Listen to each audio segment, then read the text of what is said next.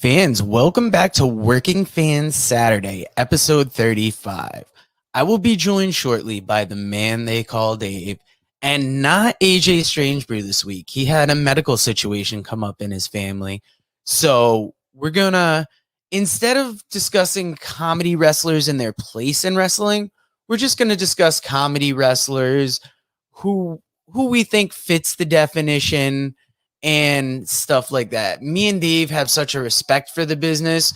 We don't want to be those armchair quarterbacks talking about who deserves to be in the business, who doesn't, like who doesn't have a place if we ourselves have never trained. Producer Joe here from the Working Fans Podcast. And at the Working Fans Podcast, this is just a podcast that three lifelong fans created to have a place to talk comedy and pro wrestling. Now, our comedy podcast releases every Tuesday, while our wrestling podcast releases every Thursday. We release bonus episodes under the moniker Working Fans Presents every now and then. You can find us on Apple Podcasts, Google Podcasts, Spotify, Breaker, any major podcast provider. The important thing is just please like, rate, review, subscribe wherever you listen to us. Now, we have started a new thing. We are now on Amazon and Audible. So those episodes release every Monday. And that's kind of going through the archives and just releasing our old episodes in a new area. So if you want to live through the process with us again, take that journey with us again, you can find us over on Amazon and Audible.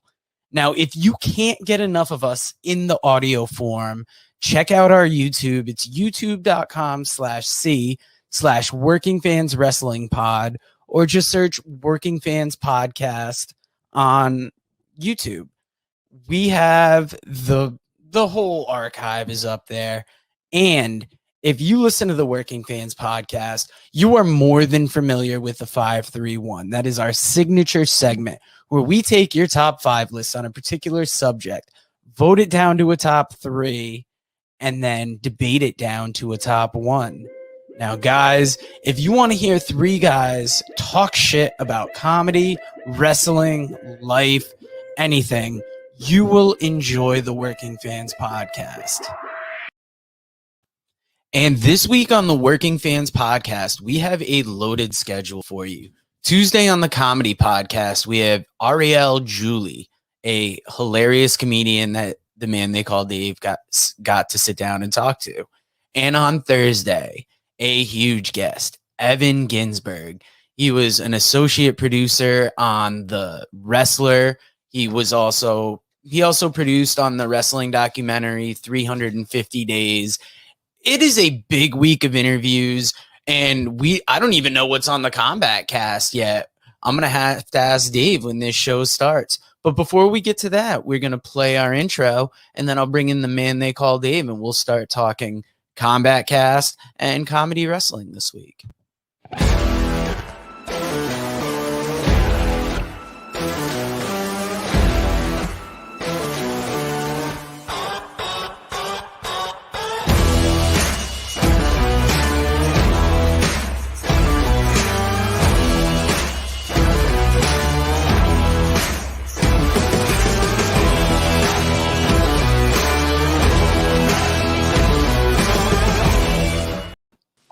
Well, Dave, it turns out I'm a fucking liar. Yeah, why don't you tell the people what we got going on the Combat Cast, since it was obviously filmed after that intro? Yeah. What for the audio episode or what yeah, tell them what the Combat Cast is going to be this coming week, because this week we got the debut of Carney USADA. Right. Yes, but next week, what will people be hearing? We're going to be doing some review of UFC 264 and even a little preview. Maybe we just recorded, assuming that all makes it in there. But yes, so check a little preview review thing going on, and we'll hopefully get that up so you can see that this afternoon on YouTube ahead of tonight's fights. But Dave, and maybe you'll notice that Dave's feeling a little better when we record the review, because he's definitely hurting a little bit right now. But we ain't calling nobody out. Somebody had a family emergency, but all I'm saying is I showed up to work. I'm here. Hashimoto got him down for the count. But we're gonna But talk. best of luck to him. Seriously. Yes, Anyway, go very ahead. much. We're gonna talk the perfect intersection of two of our podcast interests, comedy and wrestling. AJ had originally brought it up as comedy wrestlers in their place in wrestling, but like the intro said, making that determination felt a bit much. So, almost a straight ripoff of what Cornette did. I'm gonna give you the top 10 list of Cultaholics' top 10 comedy wrestlers. We'll see how you think they fit in there. And then I've got a list of a few other ones that they didn't include, but I think are quite notable. So we'll start with number 10, Orange Cassidy. Orange Cassidy. He's very unique, and we were talking about this off air a little bit yesterday. Like, it's funny because now he's becoming like a main event player almost. He's headlining main events, and people are starting to take him seriously. But yeah, the whole thing is really just made to be for laughs and jokes. But the guy's unique.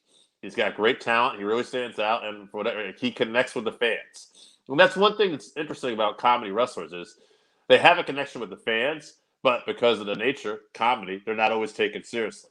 But I feel like Orange Cassidy, the way he's been booked, he's starting to get there. Yeah, and that's not with everybody because comedy wrestling sometimes feels like such a small niche of wrestling. Like you can have good wrestlers that can do funny spots, but as far as guys that are funny all the time, there's very few that I can think of that are in that upper echelon. Like, and I think Orange Cassidy is finally getting there. And it's taken however many years. We've seen him come up on the indies and he's been great. Number 9 on the list, Hurricane Helms. Another great talent, can do it all in the ring. The funny thing about this guy is that it's like he started off, he was like part of 3 Count. So that was kind of a comedy shtick there too in WCW. And he was entertaining. But man, the little conversation he had with Steve Austin when we were talking about his Green Lantern tattoo that ends up leading to this Hurricane gimmick. He got so much mileage and so many years out of that, and he's still doing some of the jokes and having fun with it. The guy behind us, Mr. Shane Helms, is just so charismatic. And, yeah, one of my favorite comedic characters of all time. Love the stuff he would do where he would try to choke slam the bigger super heavyweights. Now, number 8 on the list, Heath Slater. Interesting. Yeah, see, there you go. There's a guy, Heath, that... he's got some humor to him, but 3-man band. I want kids, or I've got kids. His Impact run is. I thought you saw some interesting fire out of him early, and then they went back to a little more of the comedy. Yeah, now he's injured. I think that I'd like to see what this guy could do, not as a comedy wrestler. I think he has potential, good heel heat here, and I think Heath's been one of those guys. He got pigeonholed in comedy. I think he's capable of doing more. Yeah, I thought I wouldn't have seen him necessarily as just a comedic wrestler, but then you think about his highlights and they are comedy. Dave, I want to know how you feel about number 7, William Regal. William Regal. First off, one of the greats. A guy that it's funny, like my dad really wasn't into wrestling, but like he'd sit back and watch it with me. Like William Regal was one of the guys that caught his attention. He always thought Regal's faces were just phenomenal. Like he always thought that he enjoyed Regal's comedic timing. So Regal is one of the truly good comedic wrestlers of all time. But he's also a guy that he can turn it on. He can be he can be taken seriously. And he's a guy that, he's just got so much skills in terms of a technical aspect. And also, like, he's able to lay his shit in. This guy is just so good all around. I think of him as just like a solid wrestler with like a good comedic side who can do the comedy well. That's where this is interesting, right? Because it's like I would not think of Regal as a comedy wrestler, but he's great at comedy wrestling. He could definitely pull that off. Now, number 6 on their list, one of the new sensations in this, Grado, out of Scotland. Yes, Grado. Very funny. I love the stuff he would do, like coming out to Madonna's Like a Prayer. Pulling off the Goldberg parodies. He's something else. But there's a guy too, like, he can probably go, but he's a guy kind of like Heath. I only know him in that comedy role. So I kind of wonder what he could do, Yeah, he was one of 2 wrestlers featured on the 3rd Colt Cabana Wrestling Road Diaries documentary, Funny Equals Money. Him And number 5 on the list, Kikutaro. I don't know if you've seen much Kikutaro. I He did not. does some U.S. indies, but he's also out of Japan. What's he Obviously, look like?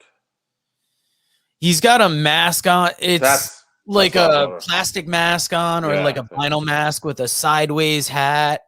Yes. Without the mask, he almost looks like a young Shono, like a young Inoki without the chin. Like, Yeah. No, I've seen him. That's what I was wondering. I didn't know his name. Okay, yeah, I've seen him around. Not very familiar with him though.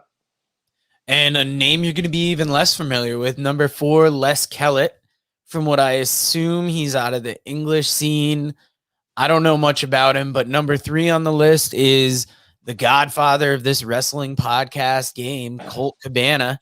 I'd say one of the newer guys that he can go in the ring, but he has made such a case for comedy and doing it well and in different forms in wrestling that he's probably most well known for it nowadays.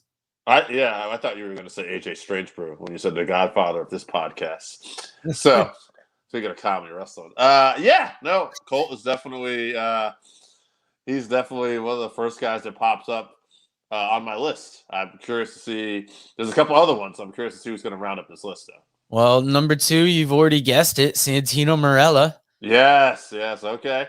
So I'm interested who's number 1 then. But Santino Marella, I would say the biggest comedy wrestler on a main stage in the last several years. You know, the stuff with the Cobra. Now I'm saying that because this is really Colt's first main stage on AEW right now. Yeah. So that's a slap in the face to number 1, the 24/7 champion, R-Truth. If he is the 24/7 champion right now. R-Truth. Yeah, I don't know actually. There you go. Now talk about a guy who's like took comedy and just turned it into a lasting gimmick, right? Where like here's a guy who could be serious, but Vince obviously sees him in this comedy role. He just fucking embraces it. He has fun and he gets paid, and he seems happy to do it. So good on him. I thought you were going to say Toru Yano, who didn't make this list, I guess. Oh no, this was from Cultaholic Wrestling, but that gets into comedy wrestlers not on this list. You brought up Toru Yano. Who else can you think of comedy-wise that wasn't mentioned here? Man, it's really hard to say. It's kind of funny because, like, I was thinking about back in the day, he was like known as one of probably the most dangerous, vicious heels, George the Animal Steel. But towards the end of his run, he kind of became a comedy wrestler. Yep. And there is also that early WWF, WWF cartoonization of guys coming in where you almost get boiled down to your stereotype, and then depending on how they were selling it to kids, you'd either be a vicious stereotype or you'd be a cartoony one like the Animal became. Yeah. Now I got Joey Ryan. He did a comedy act with that dick grab for a little bit before he started Bill Cosby and Ladies. Yeah. Then he the Bushwhackers. The Bushwhackers, again, some of the most vicious heels of all time. Yeah, the Sheepherders, they would bleed, but WWF, they're licking kids and doing the funny arm thing. Yeah. We got to lick these kids, man. That's what Vince said as soon as they came in. He's like, I'm going to have you lick some kids. So they were all for it. Got the I thought that was the Mel Phillips line when he was interviewing, but never mind that. We got Dick Justice, a great guy on the indies. He's entertaining to watch. Super Cop Dick Justice, right? Super Cop Dick Justice, 100%. Yeah. Now, AEW talent Chuck Taylor. Okay. He's got to be one of the – he can do – see, he's a good wrestler, but he can do those comedy spots in the ring. I like his pile driver. I always thought it was underrated. He doesn't get credit for that. Yeah, I know Jim Cornette likes to take him to task for not looking like a wrestler. Yeah. But, and the invisible hand grenade, things that have gotten over as comedy spots. Like PWG has a whole nother level of comedy wrestling that Cornette is vehemently opposed to. And I'm not always on board with 100% of the time, even though I enjoy PWG. But I think it's just comedy in wrestling has evolved. It used to be a spot in wrestling, and now it's almost its own subgenre of wrestling. Yeah. I guess, again, too, like one of the big things about if you're going to be a comedic wrestler, I think this was said recently, you can draw money, but you're just not going to be really taken serious as a main Yeah. event level guy for the most part. There are exceptions to that rule. Kurt Angle talked about this on his podcast recently. Like, Kurt could still be taken seriously because everybody knew what a badass he really was. Yep. Now, the last name I got on this list is Ryusuke Taguchi out of New Japan. He plays the captain. Yes. He's, he can go in the ring. I assume he almost trains the junior heavyweights out there, but he's always in the mix. He does funny spots in a serious match, and he was the last real comedic wrestler I could think of. Likes to use that butt as a weapon, too. Yep. Now, there's also a whole different type of comedy and wrestling that's branched out, and that's the stand-up shows. You got RVD. Mick Foley's the biggest one for doing it. Yes. I saw Dolph Ziggler do a comedy show, and I thought it was great. I've seen Mick Foley live. It's an entertaining storytelling comedy experience. What do you think of wrestlers branching out and doing that stand-up comedy? Roddy Piper started that too before. Yeah, Roddy Piper did it as well. He showed up a lot at the Comedy Store. He became friends with Earl Skakel, Steve Simone, and other comedians out there. So wrestlers can get into it. Do you think it's the promo ability that helps with that comedy? Sure. You're able to like perform live. Like former guest Gene Jackson we had on this, he was doing stand-up and pro wrestling. And, he said that was one of the things, like his ability to like talk on the mic in front of people helped him when he was doing stand-up. And yeah, being able to cut a good promo, I'm sure that's definitely being a great storyteller. Having the stories that guys like Piper and Foley are going to have too, especially. That's going to give you an edge.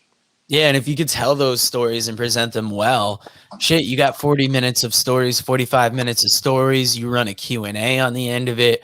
You got yourself a show, and it's just that we know everybody loves that type of entertainment. Now, fans, Dave's feeling under the weather. AJ Strangebrew isn't here, so we're going to cut this a little short, but next week, we're going to talk cinematic matches in wrestling. Just last weekend, I watched the Free the Narrative video that was produced by EC3 versus Matt Cardona. You have other stars in there like Pero, Bill Carr. It was interesting. And now that we're going into ROH Best of the World this weekend, having a pay-per-view in front of fans, it almost seems like cinematic matches are going to be a thing of the past. So join us next week for we'll do a live 5-3-1 on cinematic matches. Fuck it. There's enough of them. Yeah. Fans, we will see you next week and have a good one.